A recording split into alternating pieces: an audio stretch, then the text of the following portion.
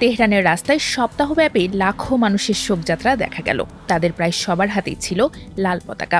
কিন্তু এই লাল পতাকা কিসের ইঙ্গিত বহন করেছে? শুধুই কি শোক, নাকি বিশ্বকে ভিন্ন বার্তা দিতে চেয়েছেন ইরানিরা?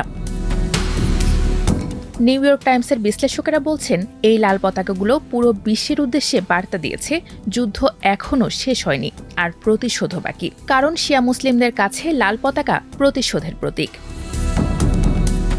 ইরানের সর্বোচ্চ নেতা আয়াতুল্লাহ আলী খামেনির মৃত্যুর পর দেশটির রাজনীতিতে তৈরি হয়েছে বড় ধরনের অনিশ্চয়তা। আর সেই সুযোগেই আরও শক্তিশালী হয়ে উঠেছে ইরানের কট্টরপন্থীরা। তারা চাইছেন যুক্তরাষ্ট্রের সঙ্গে কোনো আপোষ নয়, বরং যুদ্ধ আরও তীব্র হোক। ইরানের কট্টরপন্থীরা বলছেন, বছরের পর বছর ধরে যুক্তরাষ্ট্র ও ইসরায়েল ইরানের উপর চাপ সৃষ্টি করেছে। এবার দেশের সর্বোচ্চ নেতাকেও হত্যা করা হয়েছে, তাই এখন আর পিছু হটার সুযোগ নেই। তাদের দাবি, এমন পরিস্থিতিতে আলোচনার টেবিলে বসা মানে দুর্বলতা দেখানো হয়। তাই আলোচনা নয়, বরং শক্তি দিয়েই জবাব দিতে চায়। তাদের বিশ্বাস, ইরানের পারমাণবিক কর্মসূচি, ক্ষেপণাস্ত্র এবং প্রতিরক্ষার সক্ষমতাই দেশকে এতদিন টিকিয়ে রেখেছে, তাই আর আপোষ হতে পারে না। এদিকে কয়েক সপ্তাহের শান্ত পরিবেশও বেশি দিন টেকেনি। হরমুজ প্রণালী নিয়ে বিরোধের জেরে আবারও মুখোমুখি হয়েছে ইরান যুক্তরাষ্ট্র। ইরান ঘোষণা দিয়েছে, গুরুত্বপূর্ণ এই নৌপথ অনির্দিষ্টকালের জন্য বন্ধ থাকবে। এর জবাবে ইরানের ভেতরে পাল্টা হামলা চালানোর কথা জানিয়েছে মার্কিন সেন্ট্রাল কমান্ড। ফলে জুন মাসে হওয়া যুদ্ধবিরতি এবং ভবিষ্যৎ শান্তি আলোচনার যে সম্ভাবনা তৈরি হয়েছিল, তা এখন কার্যত ভেঙে পড়েছে। এই পরিস্থিতিতে ইরানের ভেতরেও দেখা দিয়েছে দুই ধরনের মতামত।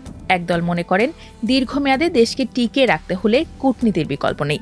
আরেক দল বলছেন, ইরানের পারমাণবিক কর্মসূচি বন্ধ, ক্ষেপণাস্ত্র এবং আঞ্চলিক সামরিক শক্তি কোনোভাবেই আলোচনার বিষয় হতে পারে না। এদিকে বিশ্লেষকদের মতে, খামেনির মৃত্যুর পর ইসলামিক রেভলিউশনারি গার্ড কর্পস বা আইআরজিসির প্রভাব আগের চেয়ে অনেক বেড়েছে। তবে এখনও স্পষ্ট নয় বাস্তবে দেশটির সিদ্ধান্ত কে নিচ্ছে। এসবের মধ্যেই নতুন সর্বোচ্চ নেতা মোস্তফা খামেনিও প্রতিশোধের অঙ্গীকার করেছেন। তিনি বলেছেন, তার বাবাসহ যুদ্ধে নিহত সব শহীদদের রক্তের বিচার করা হবে। এই প্রতিশোধ জাতির দাবি। তবে সবাই যে যুদ্ধ চায় তা নয়। ইরানের অর্থনীতি দীর্ঘদিন ধরেই চাপের মুখে।